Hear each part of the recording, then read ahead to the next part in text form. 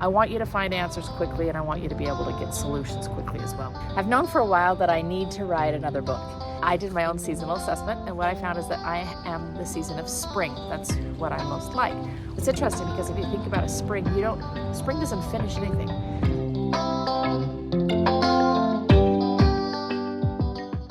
I thought I knew what the book was, so I really decided this book needs to be something that's traditionally published. You might not know what that means. I didn't know what that meant. Basically, in the book publishing world, you can work through an agent, a literary agent, and a traditional publisher, which is going to be somebody like Random House or, the big guys. And when you do that, you have the chance of being on the New York Times bestseller list, all these kinds of things. But you also have a much greater distribution, meaning more people see your stuff, more people see your book. And for me, it's not about making money, it's not about fame and fortune, it's not about any of those things. It's actually just about helping more people, because that's actually my personal mission, is to help more people. So I really want to be able to have more people get the information that I'm sharing. Well, the book that I thought I was supposed to do is called Seasons. I am supposed to do it, but I don't think it's supposed to be first. But let me explain the premise behind it. Basically, while I was working on my own health journey, I started studying all these different kinds of health, just different ways of approaching health. So I started studying Ayurveda from India. I studied Chinese traditional medicine. I studied Sasong medicine from Korea. I studied Native American traditions that Native Americans use. I studied traditional herbalism that was found here in the United States, German herbalism, all these different ones. And it was really confusing because they were all kind of talking about the same thing, but they were using different names, different classification systems, a whole bunch of different things. And so for me, there were so many similarities that it was a shame that we weren't talking about everything all at the same time. So I started looking at it and I thought, you know what?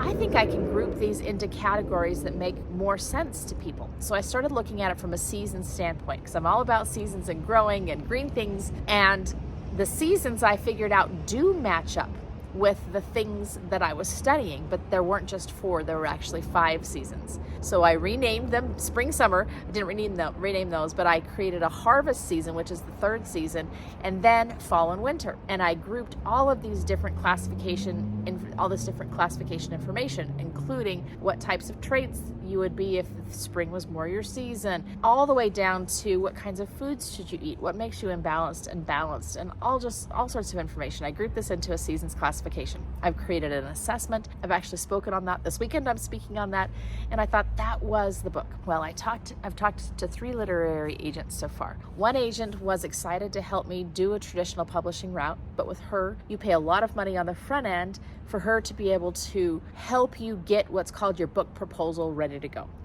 go for a publisher. So it was a lot of money to begin with. The second publisher wanted to actually do what's called hybrid publishing, which means they help you with the editing, they help you with creating a cover design, they do all those kinds of things. When you do hybrid publishing, you don't have to go through a traditional publisher. So you can just go to a publishing house and publish it on your own. And that one was going to be a lot of money on the front end, a lot of money, many zeros. I just didn't feel good about either. But both of them were so excited about the seasons concept. So I talked to a third publisher, and she just does traditional publishing. So she just goes to big publishers. And the first things out of her mouth were, this one isn't for me. This idea isn't for me. And I was surprised because everybody's been so excited about this concept. And I thought, well, okay, maybe this is one I need to listen to then. So I asked her, I said, well, why? Why isn't this idea, for you? And she said, anytime you do something entirely new, there's just not enough momentum behind it to really make it a successful thing to begin with. So she said, this is something you're creating that's entirely new, and it's not known and it's not heard of.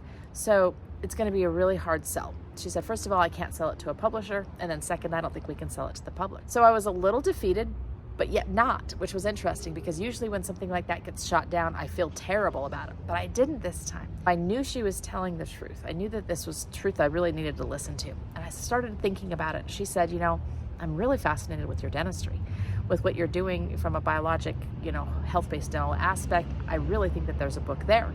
I said, well, I've already written that book. Then I started thinking, I'm like, no, I haven't. I wrote that book at the beginning of my journey, but I did not write that book at the place I am now.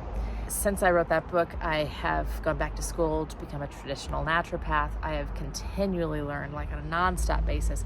There's so much more. I realized that I know what the book is. And the cool thing is it's actually going to include some of these seasons concepts in it so that I can do a second follow-up book of seasons after the first things are already well accepted and already helping a lot of people. Then you'll be ready to hear more about seasons. But this first book is going to be a little bit of how do you use the mouth and translate what we see here to find out about the rest of us. You know, I tell people all the time, I can see your teeth, but I can't see your bones. I can see your gums, but I can't see your gut. So what can we learn from your teeth, from your gums, from the musculature, from the nervous system in the head and neck area, from the ligaments, from the cartilage? What can we learn from it there that will then influence how we care for you elsewhere on the rest of your body? That's what this book is going to be about. And I can't wait to share all the information that I share every single day here in my dental practice. I can't wait to share all the connections between what we see here and what's going on everywhere else. But more than that, what you can do about it. The solutions, the answers. That's what people tell me every single day. They're like, I just want an answer. Even if it's maybe not, your most favorite thing to hear, at least it's an answer. So the answers and the at-home, what do you do? I'm also going to incorporate herbal medicine in this, and some, home medicine and herbal healing and things you can do at home to be able to help yourself so that it's not always just dependent on going to a doctor for these things.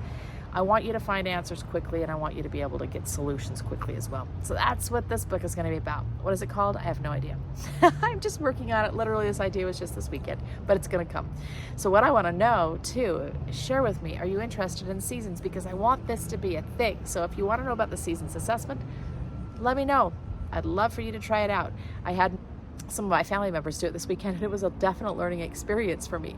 They were complaining about some things, saying there wasn't enough information, they didn't understand the words. Anyway, it was very, very good for me to trial and error it a little bit and learn about it. So this is something that I'm working on right now. I think that it's going to be my next thing. And for me, I did my own seasonal assessment, and what I found is that I am the season of spring. That's what I most like. Well, in the season of spring, things are new, they're growing, they're taking off quickly. There's a lot of things starting. But it's interesting because if you think about a spring, spring doesn't finish anything. There's very little harvest in spring except for things that grow quickly. So in spring, I harvest radishes, I harvest lettuce, I harvest spinach because they grow very quickly. But I don't harvest cucumbers or squash or tomatoes. Those things aren't harvested in spring because they take longer to grow. Well, if spring likes to start lots of things, I like to start a lot of things. But I don't like to stick with them for a long time. Not like I don't finish, I'm a finisher, but I like to finish quickly. And I don't like a project to take years. That just kills me. I don't like that. So as a spring, I've learned I need to do something that's quick and that I don't need ongoing maintenance for. So books are great. Books take a heck of a lot of work. There's no question about that. This will be probably hundreds of hours that I'm going to be putting into this. But if it helps more people, that's what I want to do. So I'm really excited about that. I'll keep the information coming on what this looks like, and I'm going to teach you a little bit about what I'm teaching this weekend at a course about seasons. I'll talk about that when I'm there in the next couple of days.